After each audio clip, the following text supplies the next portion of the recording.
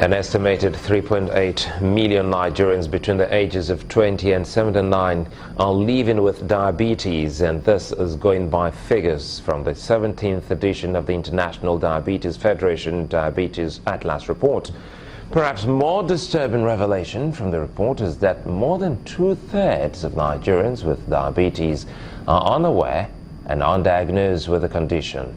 Our focus on health tonight is on the need for early detection and consistent treatment of these non-communicable diseases that both affects the young and the old. Our correspondent Yomi Otaigbe has more.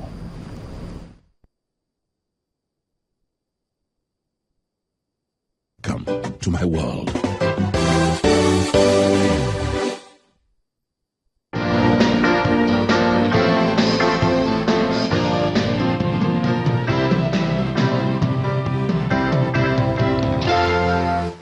It's one of those silent medical conditions that can hardly be seen on the face, be it type 1 diabetes, in which the body does not produce insulin, type 2, whereby the body produces insulin but is not enough, or gestational diabetes, which affects some women during pregnancy. Diabetes is all about too much glucose in the blood. Type 1 diabetes, which starts early in childhood and arising from destruction of pancreas, an organ that secretes insulin, is damaged early in childhood, and the person depends on insulin for life. That one previously was called insulin-dependent diabetes mellitus.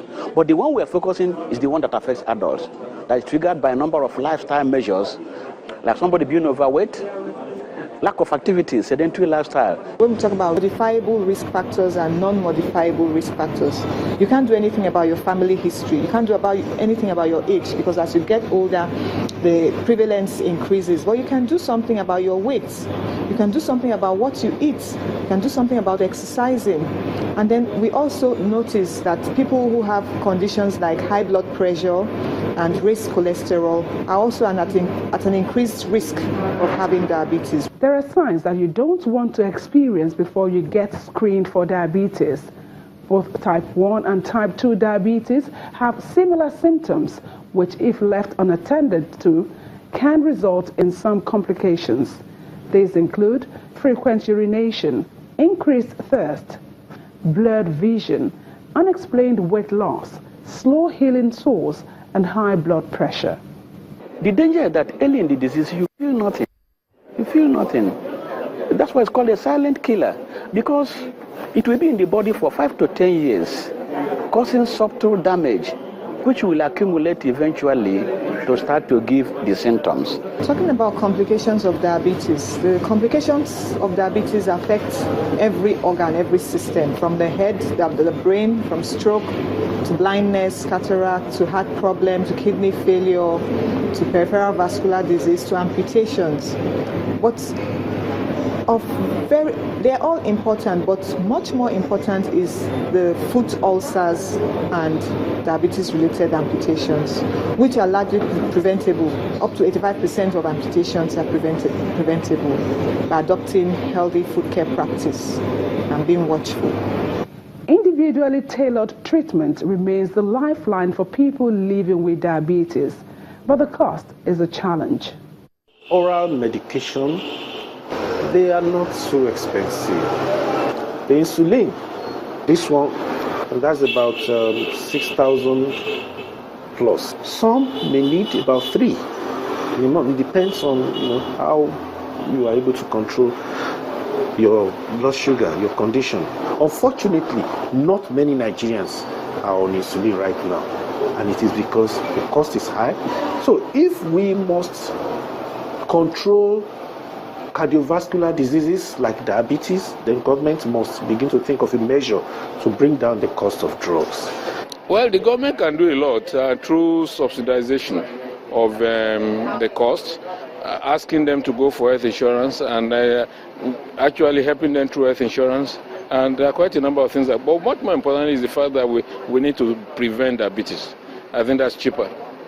It is said that prevention is certainly better than cure, while risk factors such as genetics and age are not adjustable.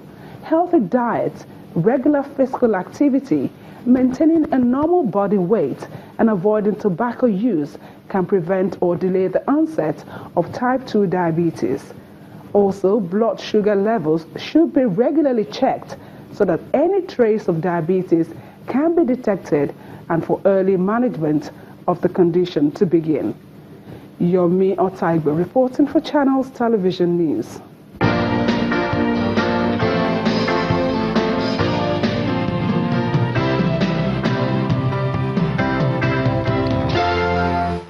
Welcome to my world.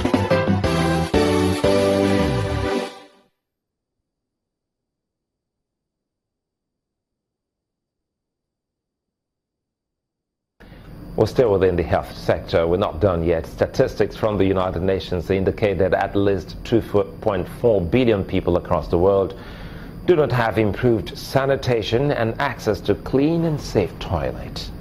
As countries observe the World Toilet Day today, attention is drawn to the need for stronger collaboration among corporate organizations and governments to implement policies that would lead to improved sanitation. In Lagos State, a public enlightenment campaign was organized by Rekit Benkaisa and the Lagos State government to promote personal hygiene as a factor of good health and wealth creation. The World Toilets Day was conceived to raise awareness on the importance of good personal hygiene. There are fears that a large number of women and children in Nigeria are at the risk of contracting infections due to unhygienic and poor sanitary conditions. Skin is enough to protect you from many of the diseases that you can pick up. But if you have a sore or a wound that is open and you sit on the toilet, you're at an increased risk of picking up these diseases.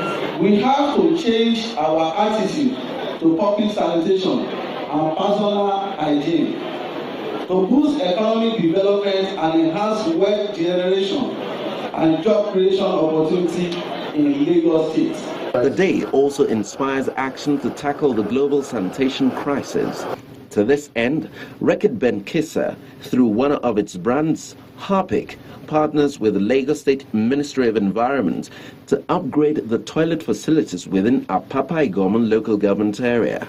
This is the effort. By upgrading the toilet facilities, you're providing a very basic fundamental right to each and every individual to ensure that they play their own role in terms of keeping the environment clean. And I think we have got fantastic support from the Lagos State government, from the Ministry of Environment. And this model, if it can be scaled to the other states, to the other LGAs, then we would see a massive impact on the economy. This is an improvement on existing precedents that we have within Apapa, and what we are doing now is to ensure that we have increased information, education and communication with the people, engaging with all the stakeholders to use these facilities and show that the government, with the policies of the present administration, that there's not only policy, but the government has the political will to ensure that there's a change in mindset of the people and giving them access to use toilets. Rekit Benkaisa says Harpic's toilet hygiene program in Nigeria is a scaled initiative across 16 cities and reaches over 1 million homes annually to educate consumers about the importance of good toilet hygiene and maintaining clean toilets in their homes.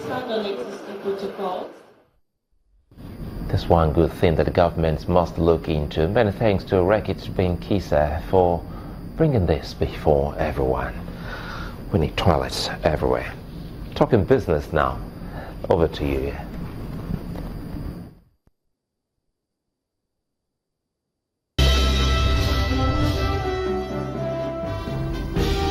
Welcome to Business News. And in line with analysts' forecasts on next week's much anticipated monetary policies, the central bank may be leaving all rates unchanged. Ahead of the Monetary Policy Committee meeting scheduled for Monday and Tuesday, Governor Godwin Emefiele says interest rate cuts at a time of high inflation is not a matching decision. The governor made the comment at the annual bankers meeting organized in Lagos on Friday. He explains that interest rate review must be analyzed from the perspective of a lender. CBN will be abjectly failing on one of its cardinal objectives if it cuts interest rates at this time. Second, For those who say we need a rate cut to spur growth, we need to remind ourselves that high inflation is highly inimical to economic growth. Indeed, many empirical studies have estimated the threshold level at which inflation becomes significantly growth retarding to be 11% for developing economies. With our inflation at 18.3%, one must question the judgment of cutting interest rates at this time. Finally, I think it is important to underscore that interest rates reflect not just the cost of capital, but also the cost of doing business. And so we need to also look at interest rates from the perspective of the lender. Given that most banks have to individually provide security, power, and other infrastructure, it is not surprising that some of these costs are passed on to customers in the form of high interest rates. In the meantime, as the markets await the outcome of the Monetary Policy Committee of the Central Bank of Nigeria, the pressure on the Naira is expected to be sustained next week, especially at the parallel market. At the close of trade on Friday, the local currency traded flat at both parallel and at the official window on Friday. The Naira traded flat at 305 Naira 50 kobo at the interbank market and 457 Naira 50 kobo at the parallel market. Also, during the week, the FMDQ OTC Securities Exchange announced a suspension of the FMDQ spot FX closing rate due to the current misalignments in the FX market.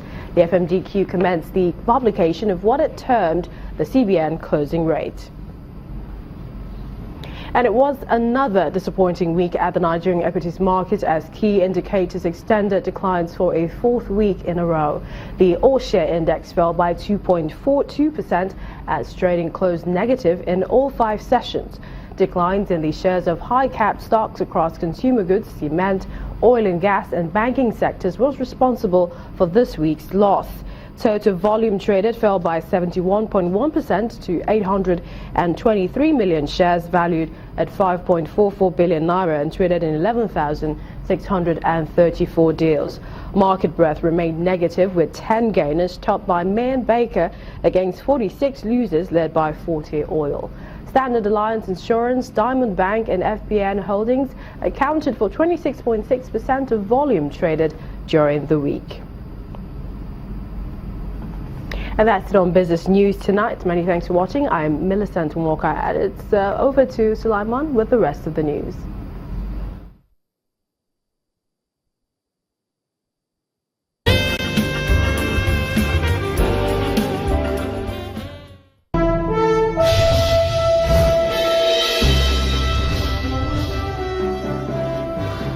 Next on the news at 10, Andy Murray remains on course to end the year as #1 after fighting back to secure a 5-6, 7-6, 7-6 victory over Melos Raonic at ATP World Tour Finals. That's on Sports News.